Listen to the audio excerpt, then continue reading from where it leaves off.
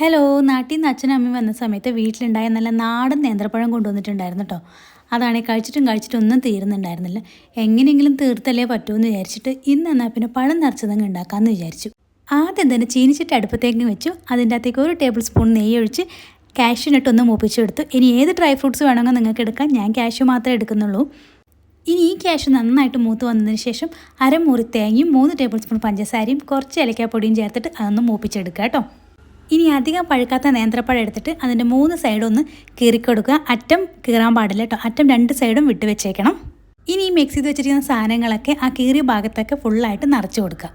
പഴത്തിൻ്റെ ഉള്ളിൽ കുത്തിക്കയറ്റി വെച്ചിരിക്കുന്ന സാധനങ്ങളൊന്നും പുറത്ത് വരാതിരിക്കാൻ വേണ്ടിയിട്ട് മൈദമാവ് വെച്ചൊന്ന് സീൽ ചെയ്തും കൂടെ കൊടുക്കുക. ഇനി ആ പഴത്തിൻ്റെ ഡ്രസ്സൊക്കെ അങ്ങ് ഊരി കളഞ്ഞിട്ട് ഒരു പാനിൽ കുറച്ച് നെയ്യ് ഒഴിച്ചിട്ട് അതൊന്ന് ഷാലോ ഫ്രൈ ചെയ്തെടുക്കാം. നിങ്ങൾക്ക് വേണമെങ്കിൽ ഡീപ് ഫ്രൈയും കൂടെ ചെയ്തെടുക്കാം. ഫ്രൈ ചെയ്യുമ്പോൾ തിരിച്ചും മറിച്ചിടാൻ മറക്കണ്ട കേട്ടോ. അപ്പോൾ ഇന്നത്തേക്ക് ഇത്രയേ ഉള്ളൂ. Tata bye.